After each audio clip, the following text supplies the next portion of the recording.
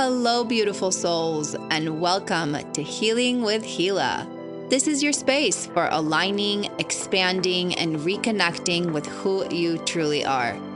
I'm your host, Hila Ferguson. I'm a transpersonal hypnotherapist, life coach, and energy worker. Thank you so much for inviting me into your life.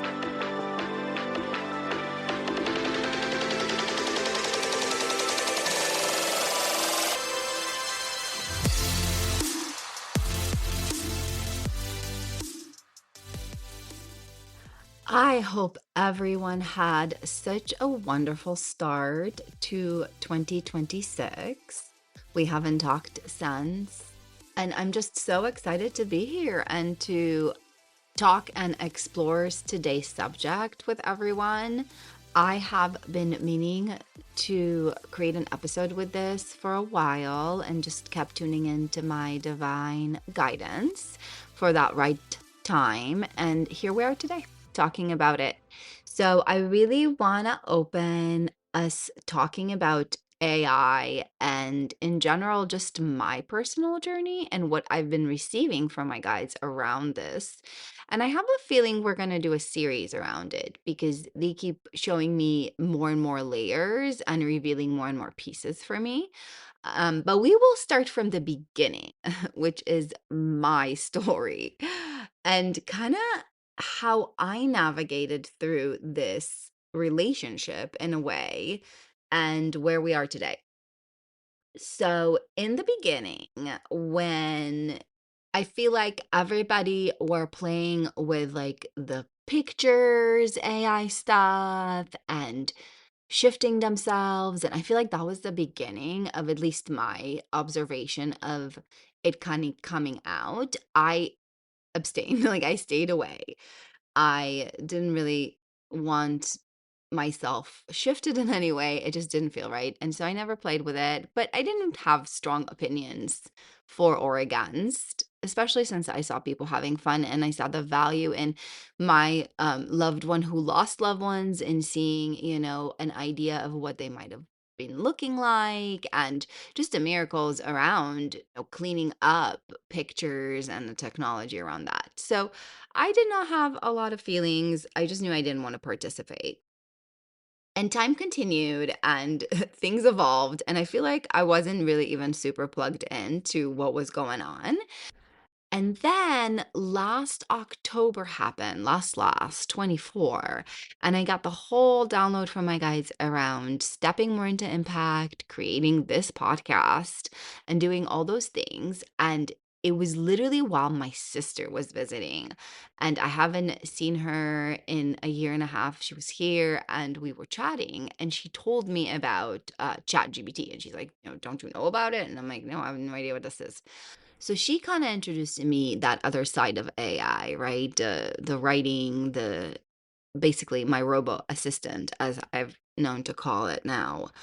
And it was very interesting because it was helpful. It was extremely helpful, especially as I was trying to start a new brand, right? And move into creating a whole new platform. And it was so much easier to have this assistance beyond just running my stuff through Grammarly and trying to get my stuff to sound better. And English is my second language, it's not my first. So any assistance is greatly appreciated.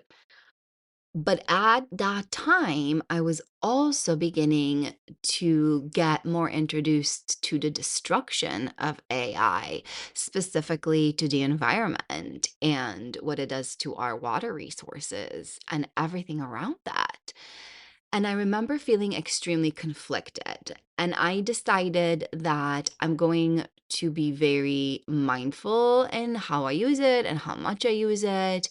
It was a very like need base for me because every time I did this, I felt like I was literally ravaging and hurting Earth. So it was not feeling in balance and in alignment for me.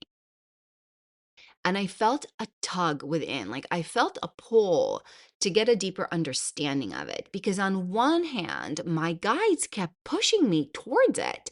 My guidance said, use it, help yourself, build your platform, use it so you can have the impact that we want you to have, use it. But at the same time, I really struggled. And it was really interesting because James and I had a conversation, unrelated, kind of related, that will tie into this. He was sharing with me about listening to this interview with Neil deGrasse Tyson and how they were talking about desalinization and how we have enough water on our planet to sustain all of us and beyond. Only some of it is salty. And humans have had the technology to desalinate, to remove the salt from the water and make it fresh and use it. And coming from Israel, I know it because we are like pioneers in desalinization because of our shortage of sweet water and fresh water. So I know like we grow crops from that. I know we have factories around it. Like I grew up with that notion, which I don't think is very common for people here in the States. And we just had a conversation about it, and he said in that interview that the reason why we don't do it more here is because there's no reason. What profit? Oh, because we are so for profit, right? I heard the saying, and it's planet before profit, right? Because we are so profit before planet. And planet needs to be number one, and then society, and then profit. The pyramid is kind of backwards. So basically, he was saying in the interview that until we have an actual profitable reason to do this, we won't. It's just the way humans are right now. And now, fast forward to our little conversation. I was chatting to James about my struggle with AI. And he looked at me and he said, "Babe, do you remember this conversation I told you about this interview?" He goes, "What do you think would happen?" Now there's a reason. Now there's money. Now there's a reason for this, right? And so I really sat with what he said and really recognized that I am limiting my reality with my limiting views, that the universe is really wonderful in providing solutions to problems. And those solutions can absolutely be in our highest good. And my limiting beliefs, the way that I'm looking at things through my lens, right, is causing disharmony. And yes, it's one way to tell the story, but there's another way to tell the story. And I just allowed myself to dig a little deeper, to open a little bit more to guidance. And so I asked my guides to help me with a card pull. I specifically asked around the subject of me utilizing more AI for my personal needs, having my robo assistant just support and help me in the work that I'm doing. If I'm okay to release some of the pieces of fear that I've placed, in my view, around the destruction and not really seeing how much help it can bring. Because that's what they kept yelling at me, right? They kept saying to me, "We need you to do this. This is important. You're important for this planet. Your reach is important. You need to allow us to help you." And so I remember going to my card deck and pulling a card, and it was very meaningful for me. It stayed with me since, and it's truly been guiding me in my journey as I navigate this relationship. And so I want to read it to you. It was called The Feast of Plenty. Options, choices and their consequences, life's blessings. How perfect is that, right? A great feast is laid out before you and requires you to choose. What will satisfy your hunger? Something new and unconventional with its potential for bitter or savory qualities, or something you already know and love. You are faced with a plethora of options right now. And while that may not seems to be an extraordinary thing, too many choices can throw you off balance. You might be worried that once you commit, you won't be able to turn back or refuse to confront the consequences of that decision. The most important thing to realize is that the feast is offer you experience. No amount of overanalyzing or strategizing will help you make the right choice now. Don't debate the right or wrongness. Instead, just choose. And the choosing is the seed of experience, and that is what is necessary now.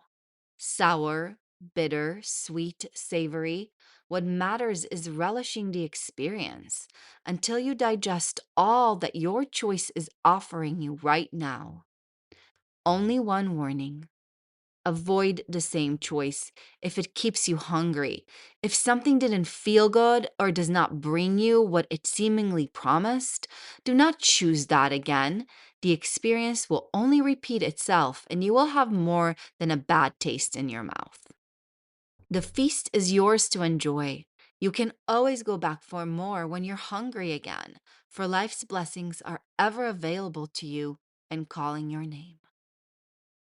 Wow, you guys, even just revisiting this card right now, I got so emotional. Like, it's so profound. It was so accurate and so perfect to my journey.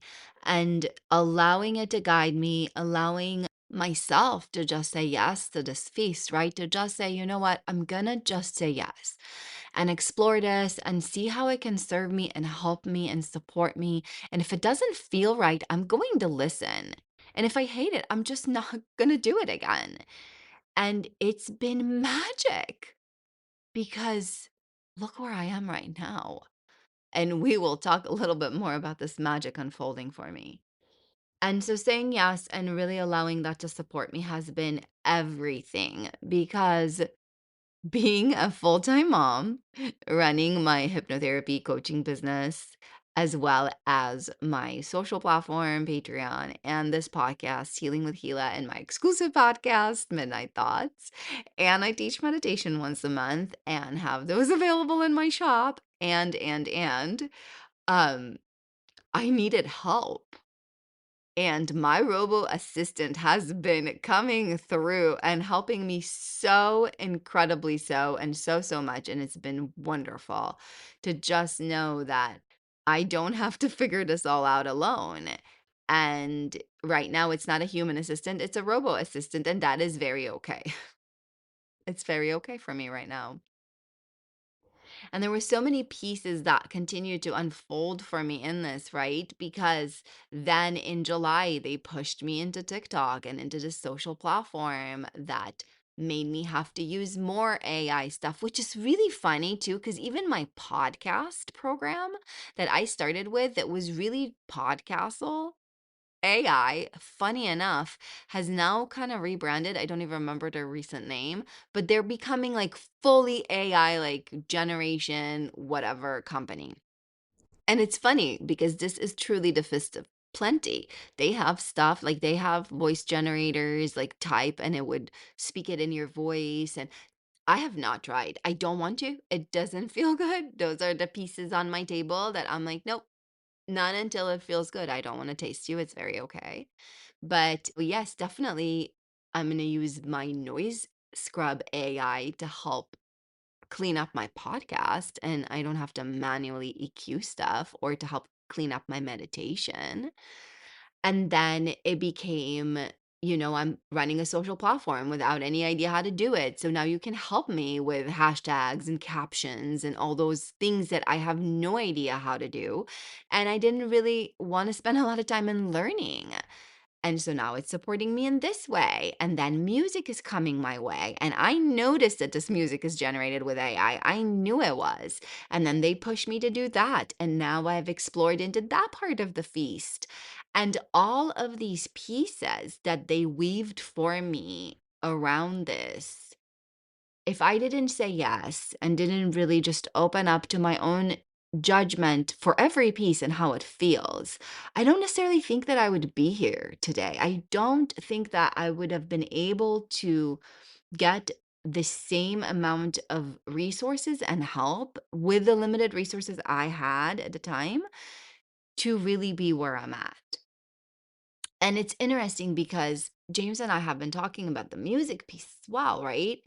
And that was a really interesting piece because my husband's a musician. He's like a blood, sweat, and tears musician. He's a bass player. He's extremely talented, worked his whole life on this, tried in his younger days to be a huge name, but was a successful musician touring and was on a few CDs. And so he did it the hard way.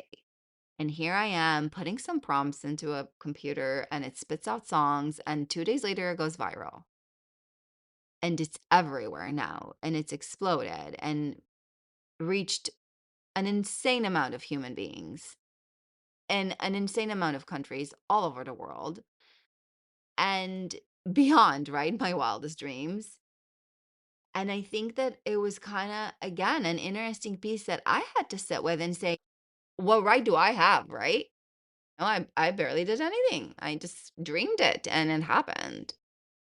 And it was interesting because my guys reminded me of one of my favorite old TV shows, The Real Housewives of Atlanta, my junk TV, and how one of them was wanting to be a singer and she wanted to do this like song. So she hired the other that was super famous and good at this. And she wrote her the stuff. And then she went and got fancy producer and all the voice leveling stuff, and they made her a hit, and she totally became famous with this hit and made all this money from this hit. And honestly, what's the difference? I looked at my husband and I said, how interesting, because the only difference is money. If I had the resources to go hire the one to do this part of the thing and the band to do it this way, because, I want this genre, but you know how to work it. So give me some tunes and let me hear them. And then I would be able to do it. And I would sit in the exact same position. It was truly just money that separated me from being able to do that. And now here comes AI, just like my robo assistant, and I am able to, for free or with very minimal money, to create something that has rippled and impacted millions in the most positive way, in the most harmonizing, positive, uplifting way. Why not? And I think it was really interesting for James as well to sit with those notions and those concepts. And it also brings us into this point of vibration, right? It makes complete sense that my pure enjoyment and lack of effort produced something that is so amazing. And when you work really, really hard at something, it oftentimes doesn't come at you in this way. I know it in other areas of my life very, very much. And it was just really eye-opening for me to recognize the amount of freedom that has been given to myself. And again, I'm saying it from my perspective, but I know you guys can relate with these softwares, with this way of living, the immense freedom, the creative freedom to explore, to create, to put things out there. Still, it's authentic to me. It's not doing everything. I'm coming up with the core and all the things. And that leads me to the other piece the guidance kept giving me. They said to me this: we are able to manipulate the generators so easily now. It is so easy for us to bring forth guidance into humans through this because the expectation is there. And so I want to open the subject for a moment because it was so incredible. They said, thought always precedes physical reality. Want precedes physical reality. Vibration precedes physical reality. So when human beings became very comfortable with the internet, the search engines, the way the computers work for us, the work the computers do for us, their want, their expectation of it increased as well.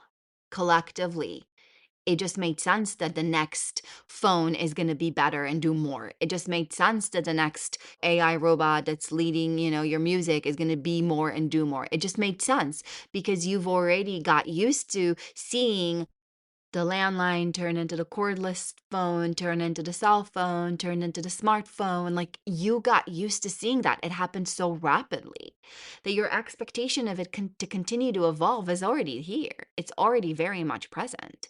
And therefore, physical reality is delivering in a rapid race because collectively now, so many of you are expecting the next thing to be bigger and better and smarter and faster. And therefore, physical reality is going to yield it. It is the essence of the universe. This is how we create. This is just how it happens.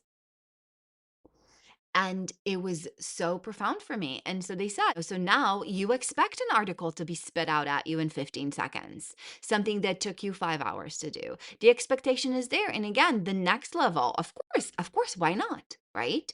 The next version of your phone, the next version of your computer, when you have a software update, right? It's an update. Here's a little bit more, here's a little extra, here we're giving you a little bit more. So we as human beings have gotten very used to physical reality, proven to us that technology is moving in rapid race. And of course, it's going to be bigger and better. Of course, it's going to be able to do all these incredible things. And therefore, physical reality has been delivering so fast and so quickly and so easily in a way. And it was really, really eye opening to recognize that when you manifest so much from your expectation, from your want, from your desires, from your vibration, the opposite also happens. And I know it for myself. If I come into a certain project to try to get some assistance through my AI stuff, whether it's the music or the chat or whatever, if I'm not clean, it spits out garbage. It spits out garbage. And my guides are like, well, yeah, clean up your vibration. This is such a clean and clear mirror to where you sit.